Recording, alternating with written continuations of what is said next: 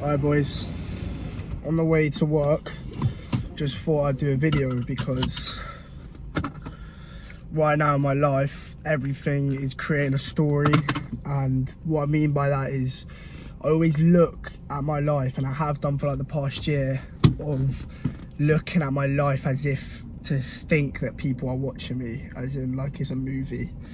And I think it's an important way to look at life, because you know, some days you feel like you're not doing enough, and then you realise like, fuck, like, is it a productive day? Have I made the most of it? And then some days you just think like you've done way too much, but then you feel like you've done nothing. If that even makes sense, I don't know. Some people have it. I think the right people who listen to this will think that they've had it before. But basically what I'm trying to say is, like, you know, I've had my first payout was denied, and now I've requested my second one, so you know, we'll see. But the first denial of all your hard work it's not easy to take, you know. It was a bit rough, not really on the mind, because I knew I'd just go again. Like, deep down I always know I'm just going to go again, and I think that's the mentality that everyone should have when you're in this entrepreneurial game, like striving for greatness. I think if you don't have the mentality that every knockdown is just a little setback, then you're just going to get beat up and you're just going to get fucking spat out. But you know, there's things about like my family situation right now that have kind of put a good pressure on me to just go out and fucking get it even harder, just go harder.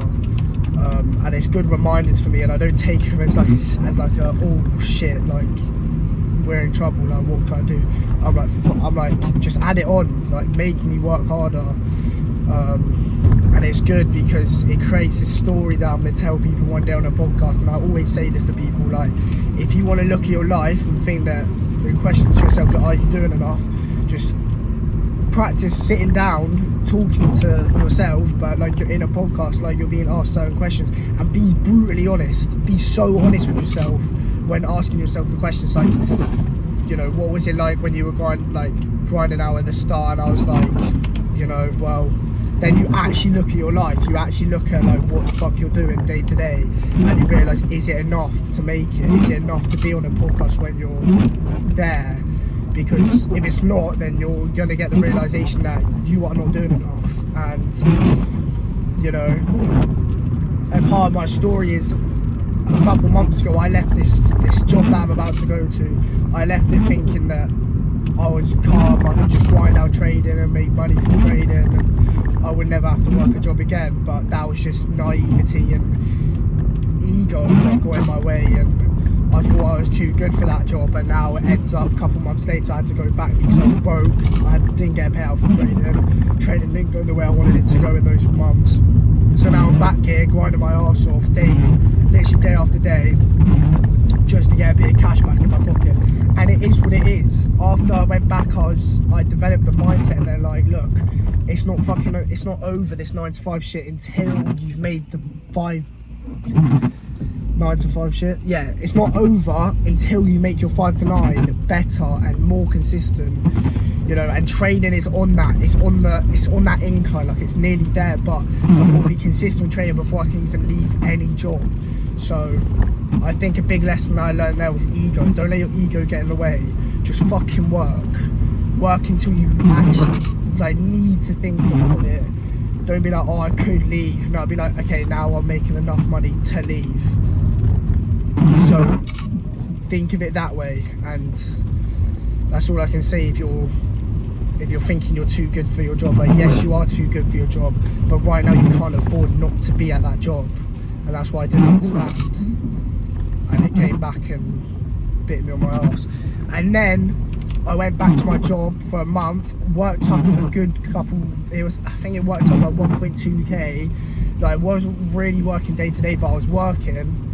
And then that 1.2k went straight to car payments, as in, because I damaged my car, or the car got damaged, and then I damaged another person's car, and all that money that I'd earned in that month of grind just went straight to someone else. So and that was painful. That was probably as bad as, you know, getting a payout denied. But it had to be done. It had to be a part of my story. So it had to go. So, you know, things like that. And that was a big setback. That could have made me comfortable. I could have bought another couple of evals, or I could have like just relaxed on job and focused on training. But nah, it didn't work out like that. So, you know, I think just talking about my story talking about your story will help you realise what you are doing and what you're not doing. That's all I'm going to say, boys. But, you know, and now the next task for me, as I'm doing right now, is to record content and post content, because that is the next part of my strategy of the year. It's personal brand, build my personal brand. And I've been watching a lot about it, but I am kind of procrastinating about it, and that's me being truthful with myself. But me recording is doing something about it. Me posting on Instagram, even if it's a picture, it's doing something about it. So, you know, that's all I'm going to say, boys. Stop procrastinating, do the actual work. Yeah, I'll see you in a bit. I'm going to go work my fucking job now. Shitty kitchen. That's stuff.